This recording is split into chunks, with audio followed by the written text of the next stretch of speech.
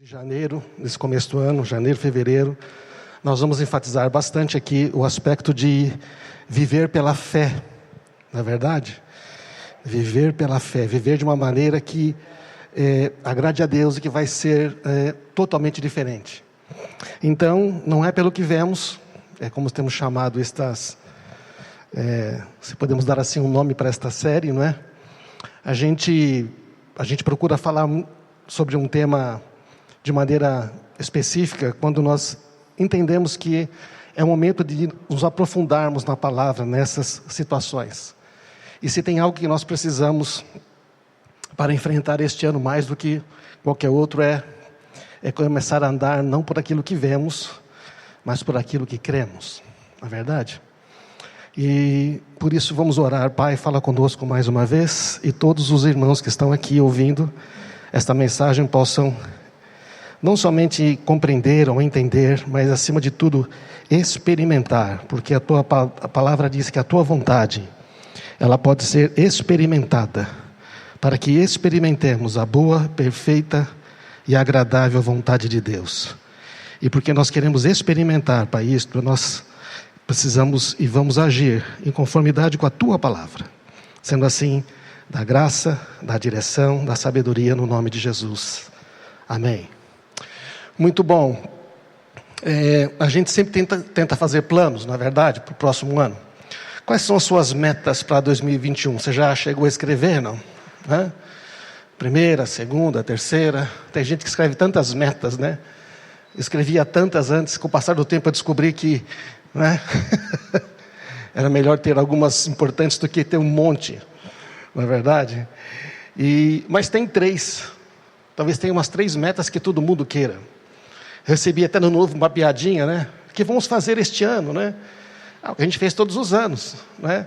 Pelo menos as pessoas vão querer talvez emagrecer, ficar rico e tomar vacina, né? Pelo menos acho que essas 3 coisas, a maioria, todo mundo tem. Este ano eu vou emagrecer, não é verdade? Alguns não precisam. Tem uns amigos meus que pode comer o que quiser, né? Mas a gente está brincando assim, mas na verdade, sempre quando vira o ano a gente tem esperança. Está todo mundo com expectativa, não é verdade? Não. E você não tem uma expectativa. A gente não gosta de ter expectativa ruim. E Deus também não. Se você ler a Bíblia, você vai ver que Deus tem sempre expectativas boas. Mas vamos à pergunta realmente interessante. Você vive pela fé?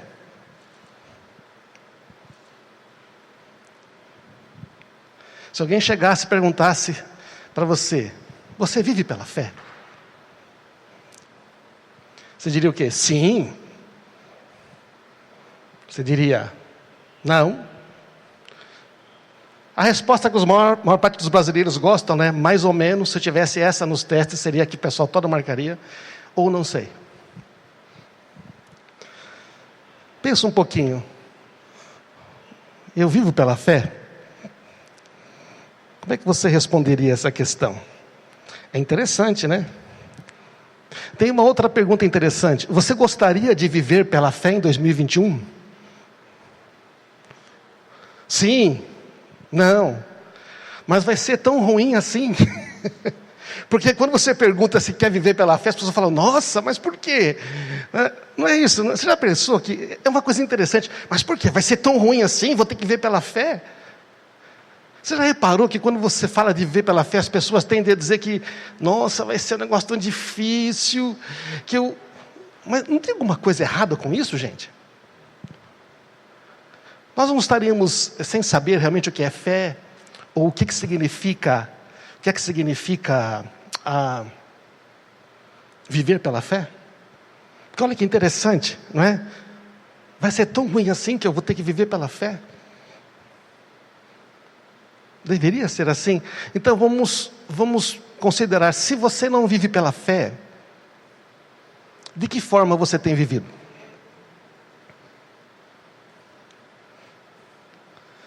Se a gente não está vivendo pela fé, ou se quando a gente pensa assim, em 2021 vou ter que viver pela fé,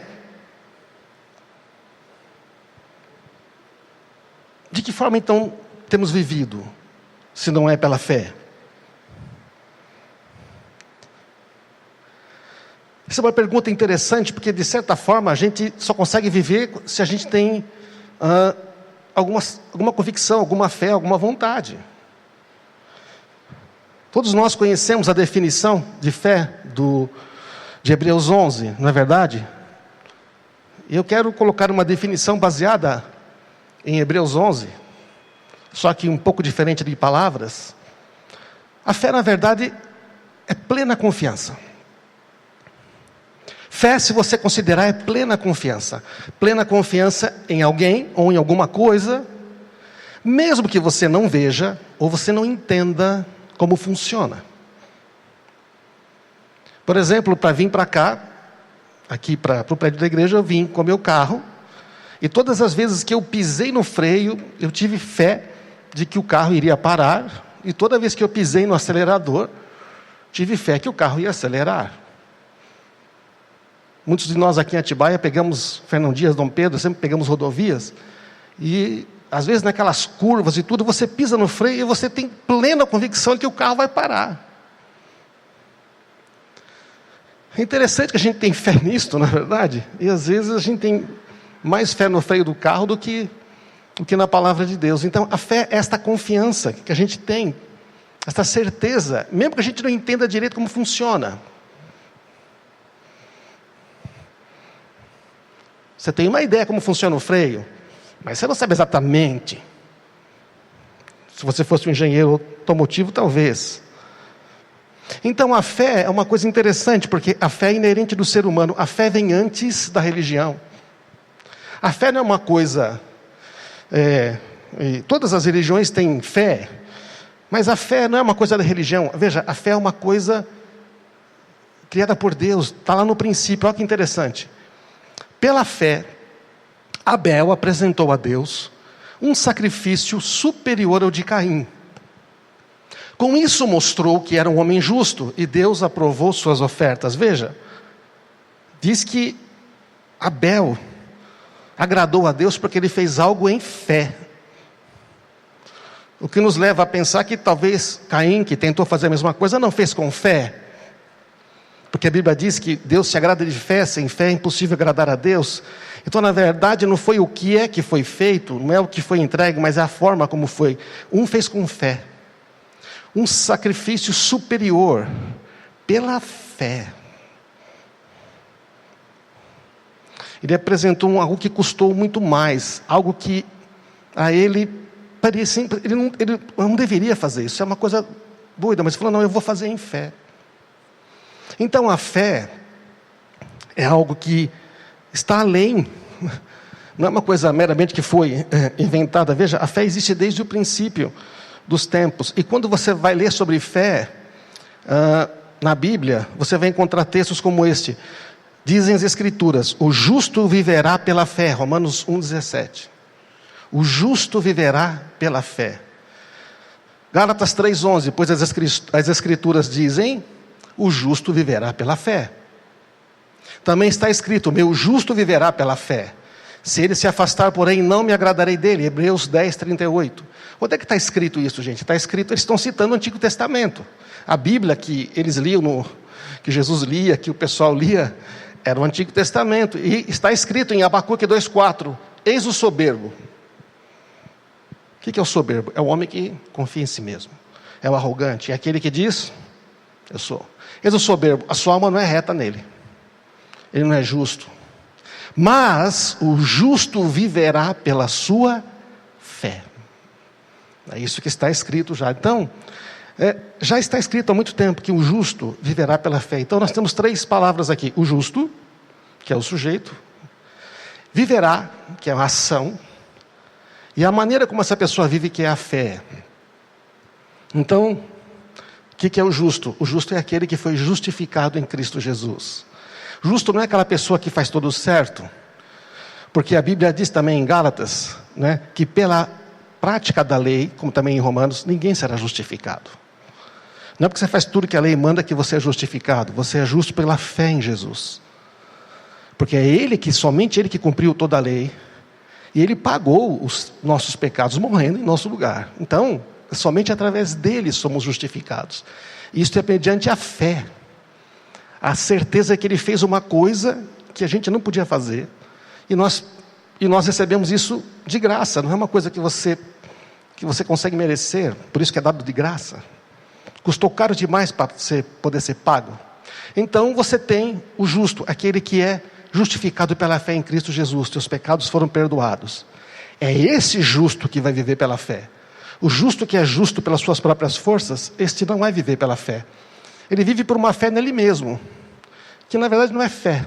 Fé, segundo a definição bíblica, é a plena e total confiança em Deus, o nosso Pai.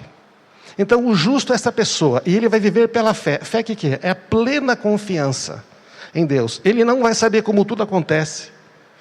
Nem sempre tudo vai estar claro na sua vida. Viver pela fé significa que você não sabe tudo o que vai acontecer. Por que Abraão é o pai da fé? Porque Deus falou com ele: Abraão, você sai da sua casa, você abandona tudo e vai para um lugar que eu vou te mostrar. Qual? Eu vou te mostrar. No caminho, você tem que sair primeiro. E Abraão sai e obedece, quer dizer, Abraão obedeceu sem saber para onde ia. Isto é fé. Isto é fé. E fé não tem a ver com perfeição, porque Abraão pisou na bola muitas vezes. Abraão fez um monte de coisa errada, mas ele é chamado de pai da fé. Davi fez muitas coisas erradas, ele é chamado homem do coração de Deus. Porque eles são pessoas de fé. Eles acreditaram e obedeceram a Deus, mesmo quando parecia uma coisa impossível. Quando Deus pede a Abraão, seu filho, Isaque, ele vai e simplesmente obedece. Ele não questiona, ele obedece. Ele vai até o fim. Porque diz o texto que Abraão tinha tal confiança em Deus, ou seja, tal fé. E como ele disse que o seu filho Isaque seria chamado da sua descendência, ele seria pai de multidões, se ele morresse, Deus ia ressuscitá-lo. Porque Deus não ia negar a sua palavra. Então isso é fé. É uma plena convicção. Posso não entender, mas eu obedeço. Então este justo, ele vai viver, ou seja, ele vai praticar, ele vai ter atos na sua vida, ele vai tomar decisões, ele vai tomar ações por fé. E a fé é total confiança em Deus, obedecer a Deus, mesmo não entendendo tudo. Por isso também, que a palavra de Deus diz em Gálatas 2:20, fui crucificado com Cristo, eu morri para esta vida, eu morri para este mundo, eu morri para os projetos, os desejos, as ambições desse mundo. Eu fui crucificado com Cristo, estou crucificado para o mundo está crucificado para mim. E já não sou eu quem vive, a minha mente natural, a minha mente carnal, o meu eu humano, não sou eu que vivo. Não é a minha alma que determina as coisas, mas é Cristo que vive em mim. Porque quando você nasce de novo, você ganha um novo Espírito, o Espírito Santo vem habitar em você, então é Cristo vivendo em você. Portanto, uma vez que eu já morri com Cristo, e Ele me ressuscitou, me deu um novo Espírito, portanto eu vivo neste corpo terreno pela fé. Pela fé no Filho de Deus. Ou uma tradução pode ser, pela fé do Filho de Deus, mesma coisa. Que me amou e se entregou por mim. Porque Ele me amou. Ele se entregou por mim. Ora, se Ele fez tudo isso, será que não vai me dar as coisas menores que eu preciso? É lógico que vai dar. Isto é fé. Então a fé, porque a gente fala assim, meu Deus, vou viver 2021 pela fé. Mas, gente, a melhor coisa é viver pela fé. E se não estamos vivendo pela fé, estamos vivendo pelo quê? Viver pela fé, então, é confiar em Deus antes de confiar em qualquer opção que o homem possa oferecer. Confiar em Deus antes do que qualquer outra coisa.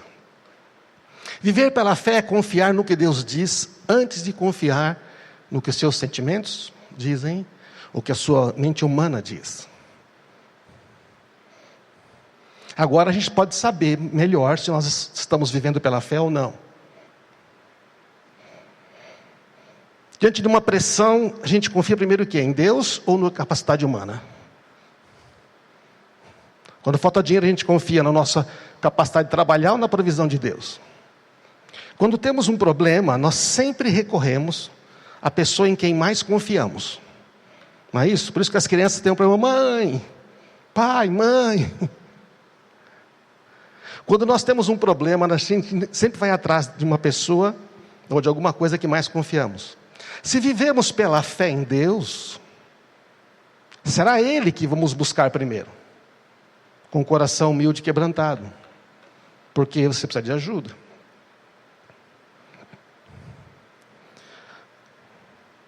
Então, quando a gente tem um problema e corre para o hospital, nós estamos tendo fé? Bom, depende. Você pode correr para o hospital sem ter fé, e pode correr para o hospital tendo fé. Obrigado, Senhor, que eu posso recorrer a um hospital. Eu quero chegar lá, mas Senhor, mostra se tiver alguma coisa errada. Isto é fé. Deus providenciou. Porque você tem fé que vai ficar forte quando come comida. Você pode também ter fé em certos medicamentos que Deus permitiu fossem criados para ajudar o corpo.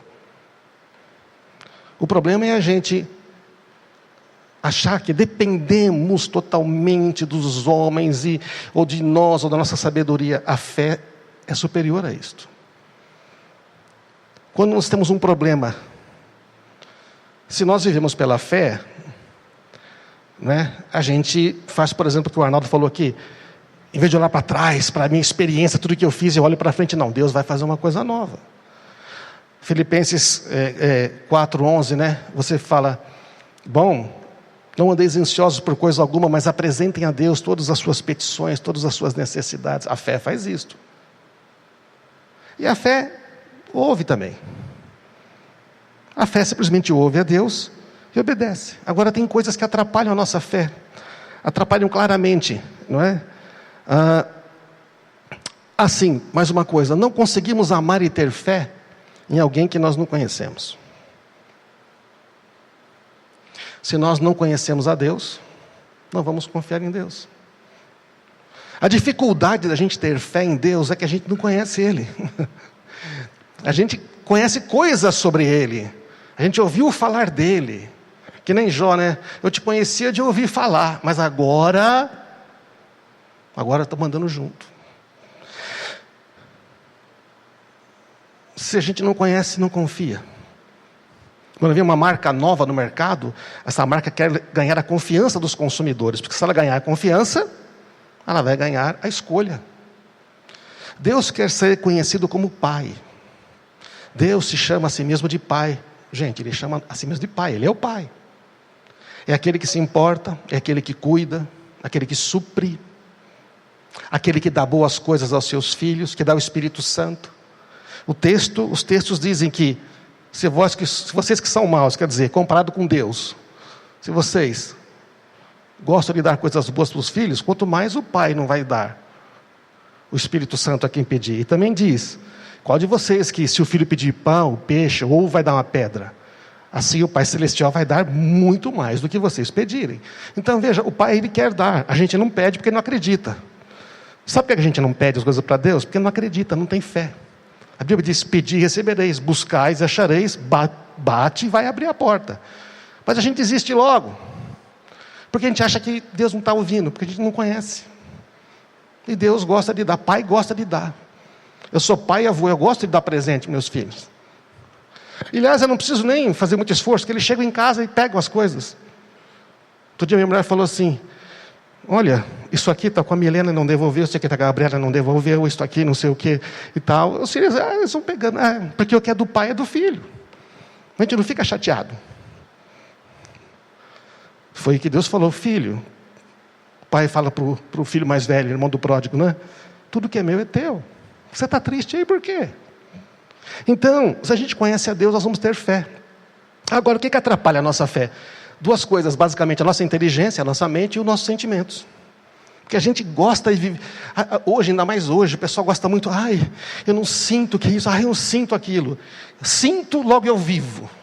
Penso, logo eu vivo. Mas a Bíblia diz: eu creio, logo eu vivo. Porque eu vivo pela fé no Filho de Deus. É diferente. Então, em vez de a gente ficar ouvindo os sentimentos, ouvindo a nossa inteligência, a nossa mente analítica, nós deveríamos primeiro confiar em Deus. Não é verdade? E as coisas que ajudam a fé. A palavra de Deus, que é a verdade. Comunhão com pessoas que têm fé. Falar das coisas que Deus fez por mim. E ouvir das coisas que Deus fez por outros, testemunhos, isso levanta a nossa fé. Quantas vezes você não ouviu um testemunho e você pensou, nossa, Deus fez isto por aquela pessoa, Ele vai fazer por mim, amém? Você está ouvindo a palavra de Deus. E quando você testemunha, você está dando glória a Deus e permitindo que outras pessoas sejam abençoadas. Por isso, dê testemunho de tudo. Fale de tudo que Deus fez na sua vida. Tem essa ideia besta, se eu falar, o diabo vai vir atrás de mim. Que isso? Deus já fez. Tudo que Deus faz durará eternamente, não se pode acrescentar, nem se pode tirar. Isso é uma mentira. Não seja enganado pela mentira do diabo. O diabo quer roubar o que é seu. Se você der para ele, é a única maneira. Ele só consegue roubar se você dá. Agora, como é que ele rouba? Ele te engana, você acredita numa mentira e dá para ele. Dá a sua cura para ele, dá qualquer coisa para ele. Mas Deus fala, você não precisa dar isso para ninguém não. Eu te dei, é seu, ninguém pode tirar de você. Vai, fala para todo mundo. Deus me deu isso, Ele fez isso. Conta para todo mundo. Jesus mandou aquele endemoniado, conta para todo mundo. Aquela mulher, conta para todo mundo. Porque tudo que Ele faz não pode ser retirado. O diabo não pode tocar no que Deus faz na sua vida. Só se você resolver, você mesmo dá, porque você pode fazer isso. Então, tem 3 coisas que nós temos que considerar. Isso aqui é muito importante. Verdade, fé e experiência. Aí no quadro, você está vendo uma imagem? Imagina que você tem que atravessar uma ponte. Já viu aqueles filmes que tem aquela ponte de cordas, não é? E ela tem uns degraus podres, e você não sabe qual que pisa, e você está com ele, pisa e... Imagina que você tem que atravessar essa ponte. E você não sabe, poxa, está tudo podre, onde será que é? Pode parecer que está firme, mas pode cair. Então, verdade, fé, experiência. Quem você mandaria primeiro? Pena que não tem gente para responder aqui. Mas quem será que tem que ir na frente? A experiência? A fé? Não, primeiro tem que ir a verdade, porque a verdade de Deus é a palavra, e ela não falha, e ela sabe todas as coisas. Jesus falou, eu sou o caminho, eu sou a verdade. Jesus é a palavra da verdade. Ele é o verbo, a palavra que se fez carne. Então Jesus, a verdade, a palavra, ela tem que ir primeiro. Então, primeiro é a palavra, porque a fé vem pela palavra. Então, a verdade vai primeiro, porque a verdade nunca vai cair em nenhum buraco. A verdade sabe exatamente onde pisar. Ela sabe onde está firme. Estão entendendo, irmãos? Ela sabe onde está quebrado.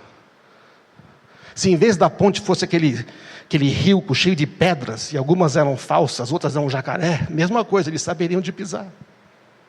Então a verdade vai na frente. O que a fé faz? A fé segue a verdade. E a experiência segue a fé. Então a ordem certa na vida cristã é verdade, fé, experiência. A palavra de Deus é a verdade. A verdade transforma em realidade. A fé segue a verdade. E a experiência? Se a sua fé seguir a verdade, a sua experiência vai seguir. Agora, imagina que a verdade está andando, está pisando, e aí a verdade vai e pisa num pedacinho pequenininho assim, da ponte. Pisa ali. E aí aqui tem um negócio que parece firme, mas ela não vai por aqui. Ela pisa nesse pequenininho, aí ela dá um pulo para o outro negócio, e aqui tem uma tabona, mas ela não pisa. Ora, se a fé está atrás, o que ela faz? Pô, se a verdade passou e não caiu, a fé vai atrás. E a experiência já viu a verdade e a fé, ela vai atrás. Agora imagine que a fé... Então está aqui. Eu sou a fé. Está aqui a verdade. Vamos suponha que a fé, a sua fé, vire para a experiência e pergunta: experiência, o que você acha? O que você acha, experiência? A gente deve ir para cá. Olha, parece que tem uma tábua maior aqui, ó. Aqui tem que ficar pulando aqui, ó. Nossa, mas olha, tem uma tabona aqui na esquerda. Não é mais fácil. O que você acha, experiência? A experiência fala assim: sabe de uma coisa? Pela minha experiência, Pela minha experiência, a gente andou pisando nos negócios firmes. Eu acho, pela minha experiência, que é melhor lá. Aí as duas vão lá, certo ou não? O que acontece com elas? Cai. Mas a verdade nunca cai. Se nós colocarmos a nossa fé na nossa experiência, naquilo que vem dos nossos sentimentos, o que eu acho, eu sinto, eu penso, eu sinto, no nosso raciocínio, a gente não vive por fé. Porque a fé não tem a ver com conhecimento, a fé não tem a ver com sentimentos, a fé só tem a ver com Deus, só tem a ver com a verdade, Deus e sua palavra. Ela não tem a ver com outras coisas. Na verdade, a gente descobre que sempre estamos vivendo por um tipo de fé. A gente está vivendo na fé que diz o nosso coração. Tem muitos filmes, né? Faz o que diz o seu coração. Faz o que diz o seu coração. Mas o coração é enganoso, porque ele tem sentimentos. Bom, o coração não nascido de novo está nas trevas mesmo.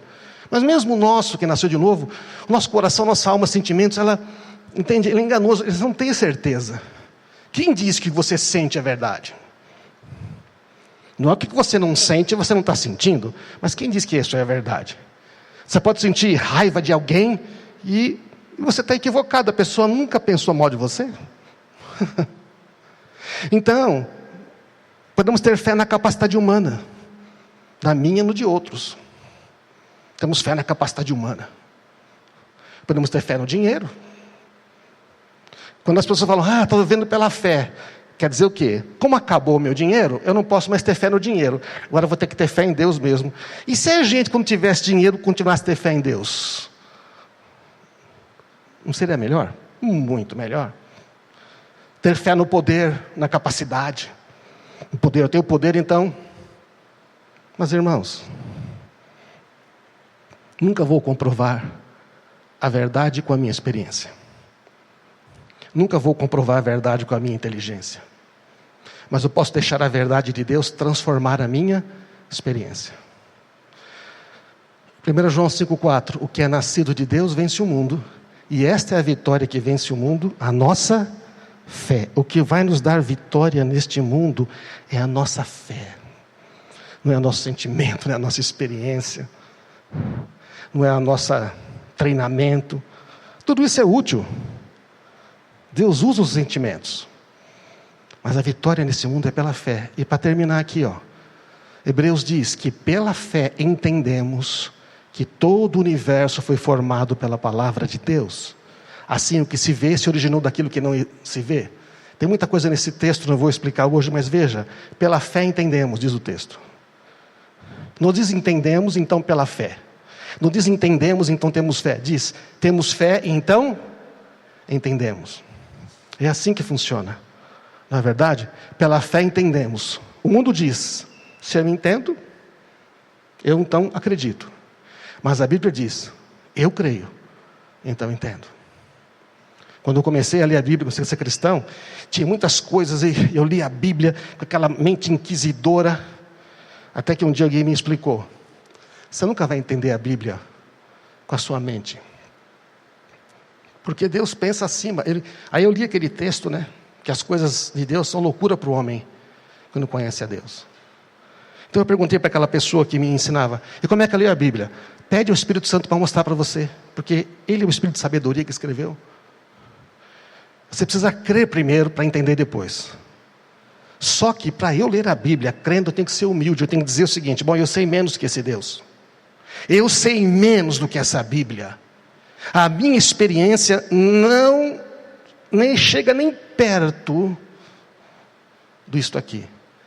Então eu lembro que um dia, muito jovem ainda, falei, me perdoe, Senhor, porque eu estou tentando analisar, criticar, compreender.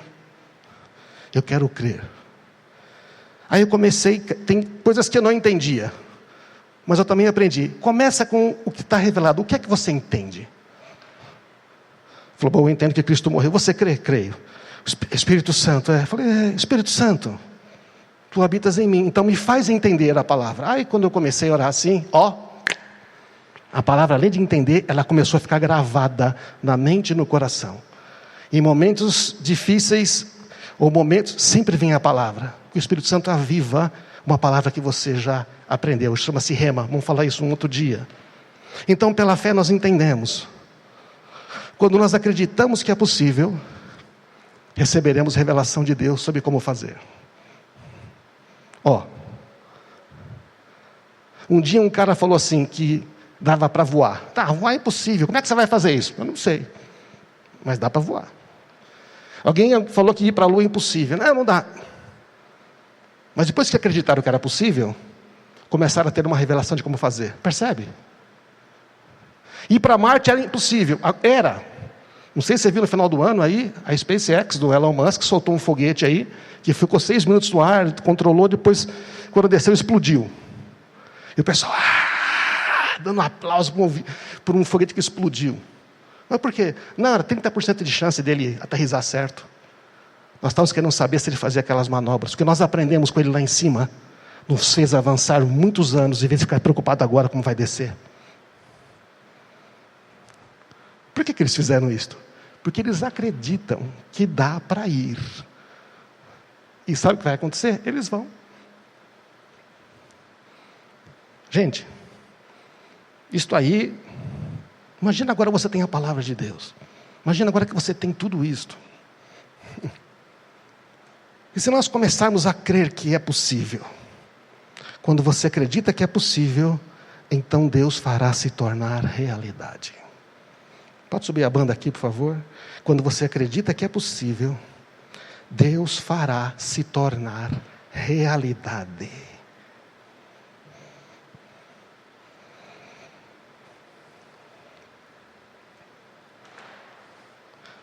O que é que foi impossível para você em 2021? 2020? Que tal viver pela fé em 2021? Que tal começar a pensar?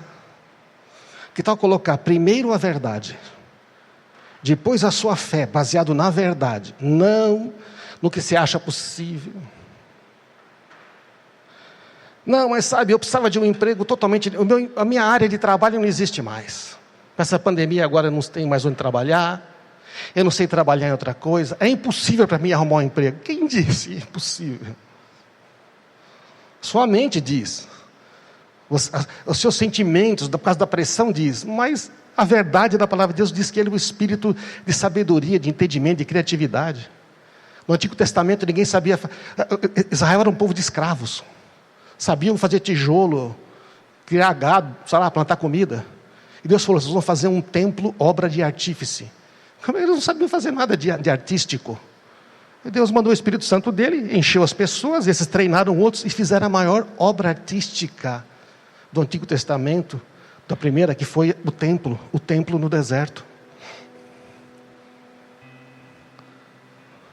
Não tem limite para a sabedoria de Deus. Ele sabe fazer tudo. E o Espírito de Deus habita em você. Bom, você precisa acreditar nisso, né? Tudo começa crendo que Deus é o nosso Pai, que Ele está interessado. Tudo começa com essa intimidade com Deus, que a gente é filho. Pregamos muito sobre isso, não vamos repetir. Mas se você não agir em fé, se você não começar a seguir esta verdade, eu sou filho, eu sou abençoado, Deus vai dirigir os meus passos, e eu vou prosperar, porque Ele nunca vai negar o pão. Ele nunca vai negar pão para a gente. Nunca vai negar o sustento. A oração do Pai Nosso primeiro pede o pão, depois perdoa. A religião fala, você precisa ficar tudo certinho, você precisa estar tudo bem para Deus te dar alguma coisa. Deus falou, não, eu sempre vou te dar o pão. Eu quero sustentar você. Eu quero que você aprenda que a vida melhor é você perdoar as pessoas. Deus é Pai. Ele é juiz, mas Ele é mais Pai que juiz. É lógico que Deus vai sempre, por ser justo, Ele tem que julgar as coisas, mas Ele é Pai. Ele julga você como um pai, sempre. Como é que Deus julga como pai? O filho que volta, todo destruído, arrebentado, Ele manda trocar, botar turbante, botar roupa, anel no dedo, sandália, tudo, e manda fazer uma festa. É assim que Deus julga. Ele é pai primeiro. Acho que depois o pai falou para ele, você pisou na bola, né, filho? Mas tudo bem, olha, não pisa agora. Vê, você é meu filho. É assim que Deus faz. Vamos viver pela fé em 2021? Deus tem muito mais para nós, amém, irmãos? E por fim nós vamos... Eu vi que tem alguns pedidos de oração aí, não sei se foi anotado, os pedidos estão aí, né? A gente vai orar no final, mas nós queremos aproveitar e orar agora, consagrando a nossa casa, a nossa família. Então vamos à ceia, o Senhor está conosco. Vamos consagrar. O que é consagrar? Estamos no primeiro dia do ano. Consagrar é o ato de declarar que algo ou alguém pertence a Deus. Nós vamos declarar, olha, eu pertenço a Deus, minha mulher pertence a Deus, nossos filhos pertencem a Deus. Ah, mas eles ainda não seguem os caminhos de Deus. Não faz a mínima diferença. Se você declara que eles são de Deus, eles são de Deus. A Bíblia diz que eles são do Senhor, são herança do Senhor. Você pode declarar isto. Então você vai declarar que a sua casa é de Deus. Minha casa não pertence a mim, é o local da tua habitação. E quando você consagra a Deus a sua vida, você consagra também o seu trabalho, consagra as suas finanças. Uma maneira de consagrar as finanças, você já sabe, é quando você separa, não é, das suas finanças a parte de Deus. Você consagra as suas mãos, porque não adianta você apenas consagrar o dinheiro.